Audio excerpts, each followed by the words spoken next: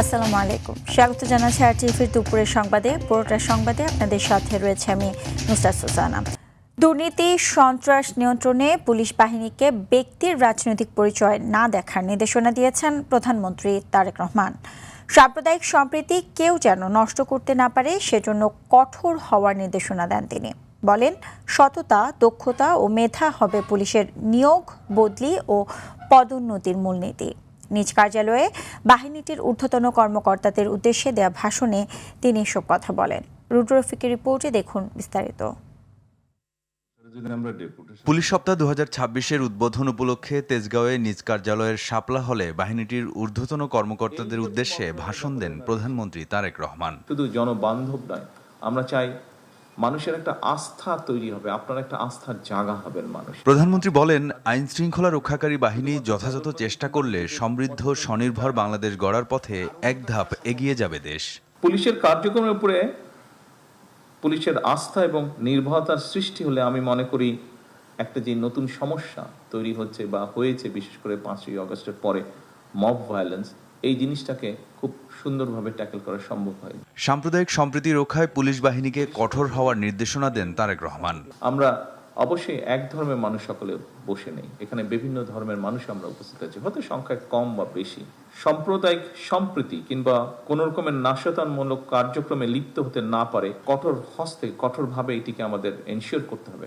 অপরাধ দমনে ব্যক্তির রাজনৈতিক পরিচয় বিবেচনা না করার নির্দেশ দেন প্রধানমন্ত্রী। পলিটিক্যাল আইডেন্টিটি, ইনফ্লুয়েন্সিয়াল আইডেন্টিটি, এরকম বিষয় আপনাদেরকে ফেস করতে হবে।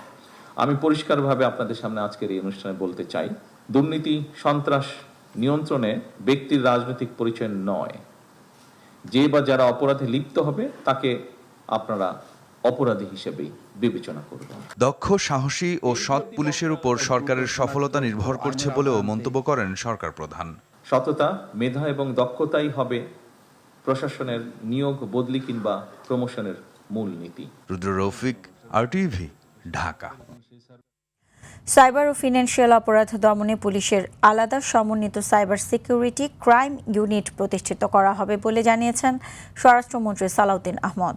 তিনি বলেন, পুলিশ সদস্যদের ন্যূনতম বল প্রয়োগ নীতির ওপর বিশেষ প্রশিক্ষণ দেওয়া হচ্ছে। অপরাধ দমনে বডি অন ক্যামেরা বাড়াতে চায় সরকার। সকালে প্রধানমন্ত্রীর কার্যালয়ে পুলিশ সপ্তাহ উপলক্ষে ঊর্ধ্বতন কর্মকর্তাদের নিয়ে আয়োজিত অনুষ্ঠানে তিনি এসব কথা বলেন। পুলিশ ক্লিয়ারেন্সের নামে কেউ যেন ভুক্তভোগী না হয় সেজন্য নির্দেশনা দেন স্বরাষ্ট্রমন্ত্রী। আইনের আওতায় আনতে Bangladesh police clearance certificate, online GD সহ অন্যান্য সেবা দ্রুততার সঙ্গে প্রদানের কার্যক্রম চলছে, কিন্তু এটা এনশিওর করতে হবে যাতে সবকিছু আমরা যথাসময়ে দিতে পারি।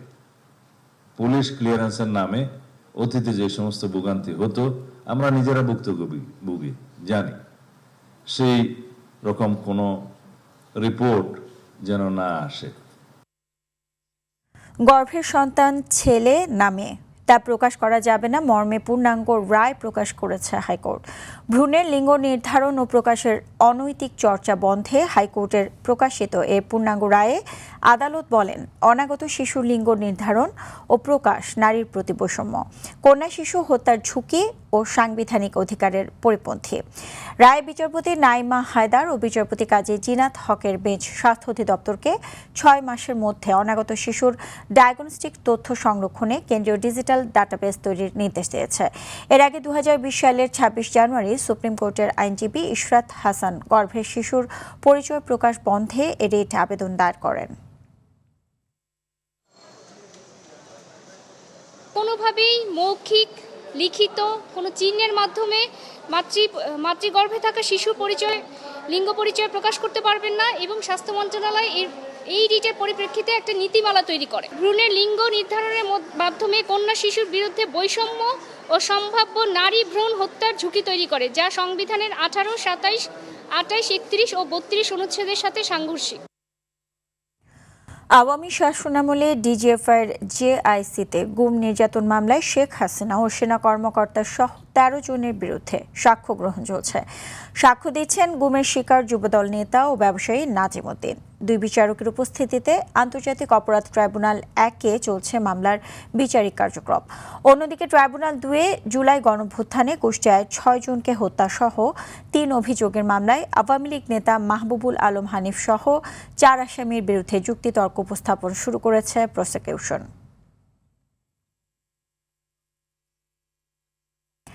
আসন্ন কুরবানির ঈদকে কেন্দ্র করে ছোট থেকে মাঝারি সব ধরনের পশু প্রস্তুত করেছে রাজধানীর অ্যাগ্রো খামারগুলো। 80,000 থেকে শুরু করে 3.5 লাখ টাকায় বিভিন্ন জাতের এসব গরু পাওয়া যাচ্ছে প্রগতি অ্যাগ্রো অ্যান্ড ডেইরি ফার্মে। আর 75,000 থেকে শুরু করে 2 লাখ টাকার গরু মিলবে দুধে বাড়ি অ্যাগ্রো খামারে। কুরবানির পশুর প্রস্তুতি নিয়ে সাকিবুর রহমানের ধারাবাহিকের প্রথম পর্ব। কৃষিভিত্তিক উদ্যোগের নামই এগ্রো খামার। তরুণ উদ্যোক্তারাই বিপণনের ক্ষেত্রে ডিজিটাল পদ্ধতি ব্যবহার করে জনপ্রিয় করে তুলছে এসব খামার। কুরবানি উপলক্ষে এখনও পশুর হাট শুরু না হলেও বেচা বিক্রি শুরু হয়েছে এখানে। মধ্যবিত্তের সব থেকে পছন্দের তালিকায় থাকে ছোট থেকে মাঝারি সাইজের গরু। বিশেষ করে যারা একা কুরবানি দেয় তাদের চাহিদা পূরণে পশু প্রস্তুত করেছে রাজধানীর দুধেবাড়ি এগ্রো ফার্ম, যেখানে মিলবে 75,000 টাকার গরু। মধ্যবিত্তের কথা চিন্তা করে আমাদের মূলত ছোট গরু নিয়ে আসা, আর বড় গরু যাদের সামর্থ্য আছে তারা তো বড় গরু নেই। 70% গরু অলরেডি আমাদের সেল হয়েছে। ছোট সাইজের গরু দরদামে বিক্রি হলেও 300 কেজির বেশি ওজনের পশু বিক্রি হচ্ছে কেজি দরে। 75,000 টাকা থেকে 3 লাখের মধ্যে। লাইভ ওয়েটে আমাদের গরু কেনার সুযোগ আছে। আমরা 250 থেকে 400 কেজি পর্যন্ত লাইভ ওয়েটে দিচ্ছি। তার উপরের গরুগুলা কাস্টমারের সাথে আলোচনা করে। মধ্য থেকে উচ্চবিত্ত সব শ্রেণীর ক্রেতাদের আকৃষ্ট করতে ছোট থেকে বড় সাইজের বিভিন্ন গরু প্রস্তুত করেছে রাজধানীর প্রগতি এগ্রো অ্যান্ড ডেইরি ফার্ম। খামারে বাড়তে শুরু করেছে দর্শনার্থীর ভিড়। পছন্দের কুরবানির পশু কিনতে পরিবারের সদস্য নিয়ে অনেকেই আসছেন পশু কিনতে। অন্য জায়গার চেয়ে যারা একটু পরিচিত আমাদেরকে অনেক 520, 510 এরকম প্রাইসে দিচ্ছে। অন্য জায়গায় 500, 550 নিচে নাই। হাটের গরু তুলনায় এখানে ইঞ্জেকশন বা আপনার অন্যান্য ভয় থাকে যে ইঞ্জেকশন মারা কিনা বা অন্যান্য জিনিস খাওয়াইছে কিনা, দেখা গেছে অসুস্থ বা ফুলে থাকে গরুগুলা, এগুলো শের পাবেন না এখানে। পরিবার নিয়ে আসতে পারি তো অনেকগুলো গরু থেকে আমরা কি করি, মানে সবাই ফ্যামিলি মিলে একটা ডিসকাস করার একটা সময় পাই। কেজি দর কিংবা দরদাম সবভাবেই পছন্দের পশু কেনার সুযোগ রেখেছে খামারটি। লাইভ ওয়েট আমরা সেল করতেছি, কেউ যদি চায় তাহলে দরদাম করে নিতে পারবে। তো সেই ক্ষেত্রে কেজি আমরা এবার লাইভ ওয়েটে 550 টাকা করে, তারপরে কথা বলে হয়তো কিছু কনসিডার করা যাচ্ছে। আর গত বছর থেকে এইবার দামের ব্যাপারে যদি বলি তাহলে অলমোস্ট সমানই আছে, হয়তো কেজিতে 10-20 টাকা বেশি। এবার দিন দিন খামারগুলোতে পালন করা প্রাণীদের প্রতি আগ্রহ বাড়ছে ক্রেতাদের। ঈদ যতই এগোবে বাড়তে শুরু করবে বেচা বিক্রি, এমন প্রত্যাশা খামারিদের। সাকিবুর রহমান, RTV, ঢাকা। এদিকে কোরবানিকে সামনে রেখে পশু পরিচর্যায় ব্যস্ত সময় পার করছেন মাগুরার খামারিরা। এবার নীলফামারীর 3,000-এর বেশি খামারে চলছে শেষ সময়ের প্রস্তুতি। এদিকে কোনো প্রকার ক্ষতিকর ওষুধ ছাড়াই সম্পূর্ণ প্রাকৃতিক উপায়ে নরসিংদীর খামারিরা লালন পালন করছেন গরু, ছাগল, মহিষ সহ বিভিন্ন পশু। তবে খরচ বৃদ্ধি নিয়ে কিছুটা চাপে খামারিরা। প্রতিনিধিদের পাঠানো তথ্যচিত্র আরও জানাচ্ছেন লামিয়া তাইজিল মাহমুদ। ঈদ উপলক্ষে সারা বছর লালন পালন করা পশুগুলোকে বিক্রির আশায় প্রস্তুত করা হচ্ছে মাগুরায়। প্রাকৃতিক খাবার খাইয়ে পশু মোটাতাজা করছেন অনেকেই। তবে এবছর গোখাদ্যের দাম বেশি হওয়ায় বেড়েছে খরচ। গতবারের তুলনায় এবার খাবারের দাম অনেক বেশি। যদি আমরা গরু বেশি দামে বিক্রি করতে না পারি তাহলে আমরা অত্যন্ত ক্ষতির সম্মুখীন হব। গরুকে সম্পূর্ণ প্রাকৃতিক খাবারের মাধ্যমে মোটাতাজাকরণের যে পদ্ধতি, সেই পদ্ধতিতে কাজ করে যাচ্ছে। নীলফামারীতে গরু মোটাতাজাকরণ শেষে প্রস্তুত করা হয়েছে বাজারে তোলার জন্য। দেশীয় দানাদার খাদ্যের সমন্বয়ে স্বাস্থ্যসম্মত উপায় লালন পালন করা হয়েছে এসব পশু। দেশি পশুর চাহিদা এবং ভালো বাজার দরের প্রত্যাশায় আশাবাদী খামারিরা। প্রাকৃতিক উপায়ে আমরা এই গরুগুলোকে লালন পালন করি, তারপর লালন পালন করে আমরা সুস্থ স্বাভাবিকভাবে আমরা ইনশাল্লাহ কুরবানির জন্য তৈরি করে থাকি। কুরবানিকে যদি গরুগুলা বেচার পরে যেটা আমরা একটা লাভের অংশ দেখব। যদি বাইরে থেকে গরু নিয়ে আসে তাহলে আমরা প্রান্তিক খাবারগুলো আমরা মনে করি যে লসে পৌঁছাতে। নরসিংদীর খামারগুলোতে গরু বিক্রি করা হচ্ছে লাইভ ওয়েটে। ক্রেতাদের সুবিধার্থে খামার থেকে গরু কেনার পর লালন পালন করে ঈদের দিন বা এর আগের দিন বাড়িতে পৌঁছে দেওয়ার সুবিধা দিচ্ছেন তারা। তো এই বছর আমাদের যেগুলি গরু এখনো বুকিং হয়ে গেছে আলহামদুলিল্লাহ, আর যেগুলো বাকি আছে ক্রেতার ভালো সাড়া আছে। সকালে আপনার 9টার দিকে দানা দান, 11টার দিকে গাছ দিই, আবার সন্ধ্যায় 7টার দিকে গাছ দিই। হাটে গিয়ে গরু কেনার ঝামেলা মুক্ত হতে ক্রেতাদেরও দিন দিন আকর্ষণ বাড়ছে খামারের প্রতি। খামার থেকে নিজেদের পছন্দ মতো গরু কিনতে পেরে খুশি ক্রেতারা। হাটের তুলনায় খামারে কিনা অনেক সুবিধা, যেরকম পয় পরিষ্কার এখানে, তারপরে মাংসর কোয়ালিটি খুব ভালো পাওয়া যায়। হাটের থেকে অথবা অন্য ফার্ম থেকে অনেক রিলায়েবল, দ্যাটস ওয়াই আমাদের এখানে ঢাকা থেকে দূর আসা। যেভাবে আমাদের গরু ডেলিভারি দেয় বা গরু দেখা গেছে আমরা বাসায় পৌঁছানো পর্যন্ত তাদের দায়িত্ব থাকে, প্লাস আমাদের 2-3 দিনের খাবারও সে দিয়ে যায়। তবে প্রশ্ন থেকেই যায়, দেশীয় খামারিরা যখন সারা বছর পরিশ্রম করে প্রাকৃতিক উপায়ে কোরবানি পশু প্রস্তুত করছেন, তখন সীমান্ত পথে অবৈধভাবে ভারতীয় পশু প্রবেশ ঠেকানো এবং খামারিদের ন্যায্য মূল্য নিশ্চিত করতে কতটা কার্যকর ভূমিকা রাখা হবে, প্রশ্ন সংশ্লিষ্টদের। লামিয়া তানজিন মাহমুদ, RTV। ভূমিহীন ও গৃহহীনদের জন্য সরকারের দেওয়া উপহারের ঘরে এখন চলছে রমরমা বাণিজ্য। পাবনা ঈশ্বরদের বহরপুর আশ্রয়ণ প্রকল্পে প্রশাসনের নজরদারির অভাবে এক একটি ঘর বিক্রি হচ্ছে 30 থেকে 70 হাজার টাকায়। স্থানীয় প্রভাবশালী চক্র আর অসাধু বরাদ্দভোগীদের এই সিন্ডিকেটের কাছে জিম্মি হয়ে পড়েছেন প্রকৃত ভূমিহীনরা। পাবনা ঈশ্বরদী থেকে বাজিদ বোস্তাবির পাঠানো তথ্যচিত্রে বিস্তারিত জানাচ্ছেন লিওন আজাদ। মাথা গুঁজার ঠাঁই হবে, ঘুঁজবে দীর্ঘদিনের হাহাকার, এমন স্বপ্ন নিয়ে যারা আশ্রয়ণ প্রকল্পের দিকে তাকিয়েছিলেন, তাদের সেই স্বপ্ন এখন বড় বাধা স্থানীয় সিন্ডিকেট। পাবনার ঈশ্বরদীর বহরপুর আশ্রয়ণ প্রকল্পে এখন চলছে ঘর বিক্রির মহোৎসব, কিন্তু এখানে নিয়ম নীতির তোয়াক্কা না করে প্রতিটি ঘর বিক্রি হচ্ছে 30 থেকে 70 হাজার টাকায়।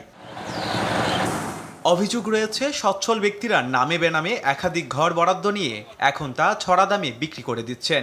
এই বাণিজ্যের নেপথ্যে রয়েছে স্থানীয় প্রভাবশালী চক্র ও অসাধু মালিকদের যোগসাজশ। সবাই ঘর কিনে, সবাই লিখছে ঘর বাড়ি, মনে করে গোপনে গোপনে লেয়, এমনি জাহিরি লেয়, সামনে সব দেখে না শুনে না লেয়, আবার যে কবি তাকেই ধরি মারবে। টাকা পয়সা নিলে নেতারা ঘর মর বিক্রি করে, লোকজনকে মারধর করে বাই করে দেয়, এগুলো আপনারা একটা দেখেন। এখন ঘর বেচা কেনার কথা হচ্ছে, তো আমি করছি যে রেখার ওই ঘরটা 30,000 টাকা বেশি, ঠিক আছে। এক মহিলার কাছে ঈশ্বরদীরই ওর ঘর আছে, সব আছে, ওই মহিলা নিয়ে মহিলা একদিন শয়, তার 7 দিন শয় না, ওই বারান্দার আশেপাশে আমার হাঁটতে দেয় না। দীর্ঘদিন ধরে এই অনিয়ম চললেও প্রশাসনের পক্ষ থেকে দৃশ্যমান কোনো পদক্ষেপ না থাকায় ক্ষোভ বাড়ছে।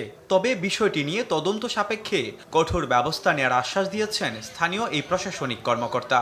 এখন ধরো যে যাতে ঘর দেওয়া হচ্ছে, সেই ঘরে যদি আরেকজন থাকে সেটা তো বোঝাই যাবে যে ঘর বিক্রি হয়েছে কিনা, এটা তদন্ত সাপেক্ষ বিষয়, তাই না? আমরা অলরেডি আমাদের পিএসএন আর রেসিডেন্টকে বলা হয়েছে, এটা আমরা তদন্ত করে আপনার ঘরগুলো সিলেক্ট করে আমরা পরবর্তী আইনগত ব্যবস্থা নিব। প্রশাসনের এই আশ্বাস যেন কেবল মুখের কথায় সীমাবদ্ধ না থাকে, বরং দ্রুত কার্যকর ব্যবস্থার মাধ্যমে প্রকৃত ভূমিহীনরা অধিকার ফিরে পাবেন, এমনটাই প্রত্যাশা ঈশ্বরদীবাসীর।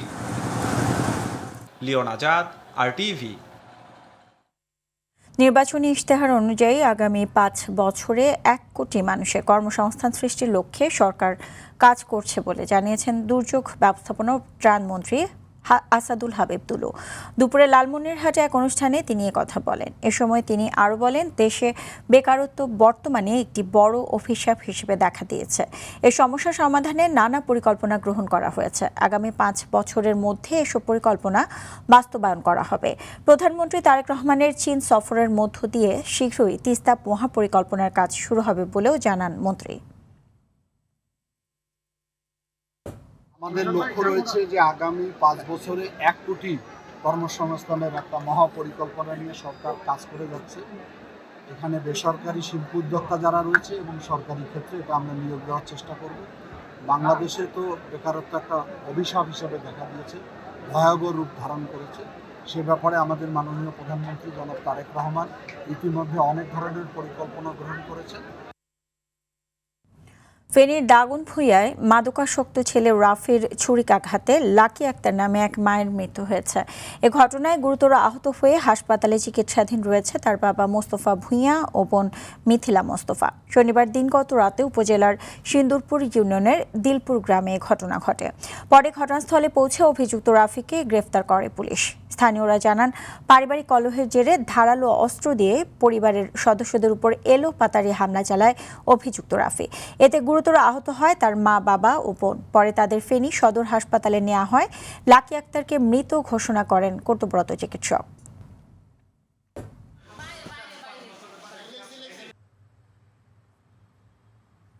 আমার ভাইয়ের মেয়েকে এবং তার স্বামীকে, তার মেয়েকে, তার ছেলে মানে ছুরি মেরেছে, এটা শুনি আমরা হাসপাতালে আছি। আমার চাচাতো বোন মারা গেছে আর ওর হাজব্যান্ডের মেয়ে গুরুতর আহত আর কি, ওদেরকে চিটাং পাঠানো হয়েছে। প্রাথমিক তদন্তে যা পেয়েছে এটা একটা পূর্ব পরিকল্পিত মনে হয়েছে। কারণ হলো সে নিজেই ছুরিগুলো অনলাইনে অর্ডার করে এবং আমরা যতটুকু জানতে পেরেছি এখন পর্যন্ত সে প্রায় সময় তার মা বাবার কাছ থেকে বিভিন্ন ধরনের বর্তমানা শুনতো। কন্যা শিশুদের নিরাপত্তা ও সুন্দর মানবিক বিকাশ নিশ্চিত করার লক্ষ্যে রাষ্ট্র ব্যবস্থার প্রতিবন্ধকতা নয়, বরং সহযোগিতা করবে বলে জানিয়েছেন ডাক্তার জুবাইদা রহমান। তিনি বলেন, নারী উদ্যোক্তাদের প্রশিক্ষণ পারিবারিক সচ্ছলতা বৃদ্ধির পাশাপাশি দরিদ্রতা দূর করবে। পুলিশ সপ্তাহ 2026 উপলক্ষে রাজধানীর রাজারবাগ পুলিশ লাইন্সে পুলিশ নারী কল্যাণ সমিতি পুনাকের বার্ষিক সমাবেশ ও আনন্দ মেলা অনুষ্ঠানে প্রধান অতিথির বক্তব্যে ডাক্তার জুবাইদা রহমান একথা বলেন। তিনি আরও বলেন, নারীরা পরিবার ও সামাজিক উন্নয়নের ক্ষেত্রে কেন্দ্র থেকে স্বাস্থ্য গ্রামীণ উন্নয়নে অংশ নিতে পারে।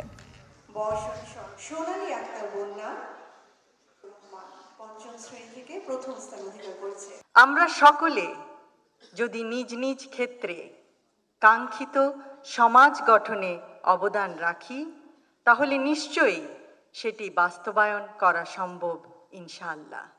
কন্যা শিশুদের নিরাপত্তা ও সুন্দর মানবিক বিকাশ নিশ্চিত করার মাধ্যমে প্রতিটি মেয়ে যে ভবিষ্যৎ নিজের জন্য গড়তে চায়, সেই পথে রাষ্ট্র ব্যবস্থা প্রতিবন্ধকতা সৃষ্টির পরিবর্তে তা এগিয়ে নেবে। ঈদুল আজহায় নিম্ন আয়ের মানুষদের স্বস্তি দিতে 10 দিনের জন্য ট্রেডিং কর্পোরেশন অব বাংলাদেশ টিসিবির ট্রাক সেল কার্যক্রম শুরু হলো। সকালে আগারগাঁওয়ে এ কার্যক্রম উদ্বোধন করেন বাণিজ্যমন্ত্রী খন্দকার আব্দুল মুক্তাদির। শুক্রবার বাদে প্রতিদিন ট্রাক প্রতি 400 জন সাধারণ জনগণের কাছে ট্রাক সেলের মাধ্যমে প্রায় 28.80 লাখ উপকারভোগীর কাছে প্রায় 13,939 মেট্রিক টন পণ্য বিক্রি করা হবে। যে কোনো ভোক্তা ট্রাক থেকে পণ্য কিনতে পারবেন। 130 টাকা কেজি দরে 2 লিটার তেল, 80 টাকায় 1 কেজি চিনি ও 70 টাকা কেজি দরে মিলবে 2 কেজি মসুর ডাল। এই কার্যক্রম চালু থাকবে এবং প্রয়োজনে অন্যান্য সময় অন্যান্য সামনে ঈদগুলি আসবে, উৎসব আসবে বা অন্য সময়ে যদি কখনো আমরা মনে করি যে এই ট্রাক সেলের কার্যক্রম সাময়িক কালের জন্য শুরু করা দরকার, যখন এই জাতীয় প্রয়োজন অনুভূত হবে, বাণিজ্য মন্ত্রণালয়, এই সরকার এই ট্রাক সেলের মাধ্যমে সেই কার্যক্রম চালু রাখবে। নারায়ণগঞ্জের ফতুলার একটি বাসায় গ্যাস লাইন লিকেজের আগুনে বিস্ফোরণে 4 জন দগ্ধ হয়েছে। সকালে উপজেলার লাখিবাজার এলাকায় ওয়াজুদ্দিন মিয়ার ভাড়া বাসায় এই ঘটনা ঘটে। দগ্ধরা হলেন আব্দুল কাদের, তার 3 ছেলে মেহেদি, সাকিব এবং রাকিব। তারা সবাই আশঙ্কাজনক অবস্থায় জাতীয় বার্ন অ্যান্ড প্লাস্টিক সার্জারি ইনস্টিটিউটে ভর্তি রয়েছেন। ধারণা করা হচ্ছে সিগারেট অথবা রান্নার জন্য আগুন জ্বালালে জমে থাকা গ্যাস থেকে এ বিস্ফোরণ হয়। গাজীপুরের প্যানাসিয়া ক্লোদিং নামের পোশাক কারখানায় হঠাৎ করেই অন্তত অর্ধশত শ্রমিক অসুস্থ হয়ে পড়েছে। তাদেরকে হাসপাতালে নেওয়া হলে ভর্তি করা হয় অন্তত 16 জনকে। কারখানা শ্রমিকেরা জানায়, সকালে কারখানায় যাওয়ার পর একে একে অসুস্থ হতে থাকেন শ্রমিকেরা। পরে তাদেরকে শহীদ তাজউদ্দিন আহমেদ মেডিকেল কলেজ হাসপাতাল সহ বিভিন্ন হাসপাতালে নেওয়া হয়। এর আগে গত শুক্রবার শ্বাসকষ্টে কারখানায় একজন শ্রমিক মারা যায়। এতেই অন্যান্য শ্রমিকদের মধ্যে আতঙ্ক ছড়িয়ে যায়।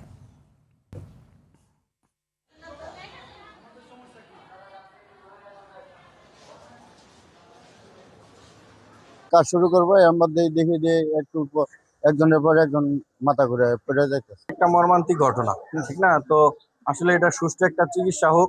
আমরা চাই যাতে সবাই ভালোভাবে গার্মেন্টস করতে পারে আর আমাদের ফ্যাক্টরি যাতে ভালোভাবে চলতে পারে। গণমনোদৈহিক রোগে আক্রান্ত হয়ে 20 জন রোগী এসেছে। তাদের মধ্যে 4 জনকে প্রাথমিক চিকিৎসা দিয়ে ছেড়ে দেওয়া হয়েছে। 16 জন রোগীকে ভর্তি করা হয়েছে। 16 জনের মধ্যে 1 জন পুরুষ, 15 জন মহিলা। দুপুরের সংবাদ এ পর্যন্তই। জেলা সংবাদ বিকেল 4:45টায় দেখার আমন্ত্রণ রইল। এতক্ষণ সাথে থাকার জন্য সবাইকে ধন্যবাদ।